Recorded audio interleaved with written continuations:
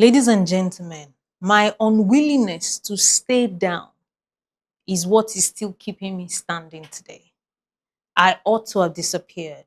Oh my goodness. If you know what I've been through, I have been through a lot. I've been through having a child at 19, 14 heartbreaks, 15 abortions, divorce, miscarriages, business failures, financial crises, you know, problems with the law, and so many other things like that. But my unwillingness to stay down is what has kept me above water at all times. I'm telling you. And people always ask me, Lara, how? How do you do it? How do you become or stay strong? It is the reprogramming of my mind. Let me tell you, I always tell people, if you don't have a healthy subconscious mind, a mind that you have reprogrammed subconsciously, you are going to get overwhelmed easily. You are going to get drained easily. You're going to get depressed easily. You're going to, just succumb and give up to, or just give in to life. And that is where I am very, very different. I have started working on my mind for about 11, 12 years now. And it has paid me on a bigger, bigger level. Even in my pregnancy, a lot of things have happened to me that if I start sharing with you, some of you who followed me last year, I shared about how my business, didn't do well last year. I was in a lot of debt, I'm heavily pregnant and stuff. But I have stayed on top of water. How? By going for trainings that program my mind for success. I go for trainings from time to time. I go for coaching from time to time. I go for workshops from time to time that talks about your mind. How do you stay above water? How do you reprogram your mind? How do you stay? Those are the things that I do. That's number one. Number two is that, ladies and gentlemen, I ignore my problems. I know this sounds crazy to some people, like how if you ignore your problems, what will happen? I don't focus on my problems. Why? Because what you focus on expands. The more you focus, hey, I'm owing 1 billion naira. Oh my God. Oh my God. What am I going to do? How am I going to repay this money? Oh, look at what they said. Let me tell you, you are not going to see how to repay it. So I don't focus on it. I focus only on what I want to see. What do I want to see? More money. So I start thinking about, how do I get more clients? How do I make more money? How do I, do more deals? Who do I talk to? Who do I call? So that I can talk to them about money. I don't focus on, look at what, no, no, no, no, no. Why? Because the more you do that, the more that problems begin to, haven't you noticed it? Check it in your life. The more you are thinking about it, the more the thing will become bigger. Then number three is what I call visualization. I do not joke with this, ladies and gentlemen. I visualize every night before I sleep. Sometimes when I wake up in the morning, but mostly before I sleep, the kind of life that I want to live. The subconscious mind is more powerful than your conscious mind. The subconscious mind controls 95% of your reality. So what you are using your conscious mind to do, that's just 5%. I will not do this thing again. Oh, let me do this. Oh, let me do that. It's just 5%. What is programmed already in your subconscious, 95%, is what will give you the results that you want. So every night I program my mind for success. I visualize the kind of money in my bank account. Yes, I'm that vivid and specific. I visualize the kind of things that happen to me, the kind of house I'm living. I visualize me walking all through, and I do it with emotions. I visualize my family. It is how I got pregnant, ladies and gentlemen. After 4 miscarriages and waiting over the years, I visualize me breastfeeding my baby, carrying my baby. I visualize me speaking on podiums of thousands of people, hundreds of thousands of people. I visualize me sometimes having a Zoom program of about 2,000 people. These are the things I do every night. It is more powerful than what you confess.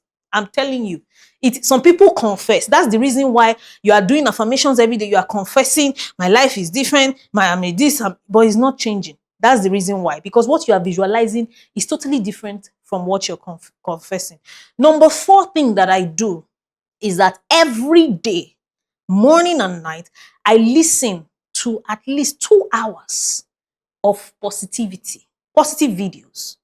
I know some people will be like, hey, that means you're not a busy person. Where's the time? How will you get the time?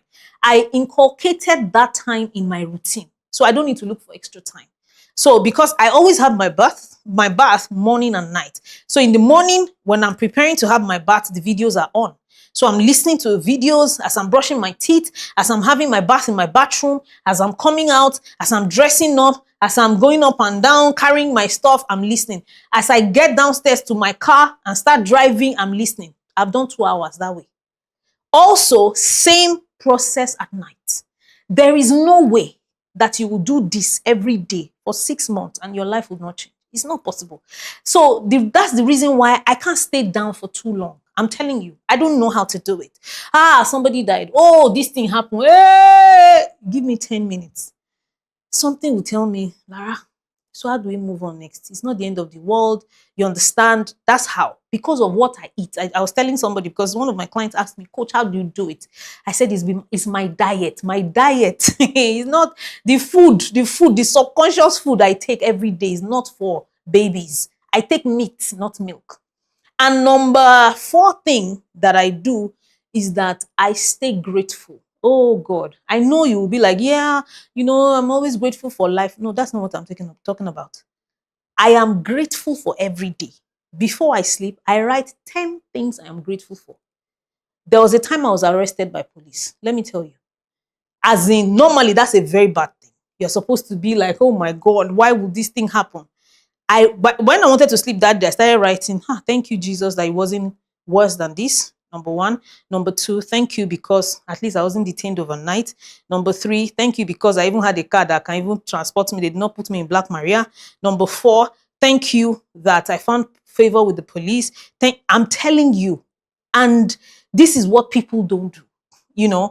Every time you are always looking for what is wrong, every time you are looking for what is bad, every time, let me tell you, you're not going to get out of it.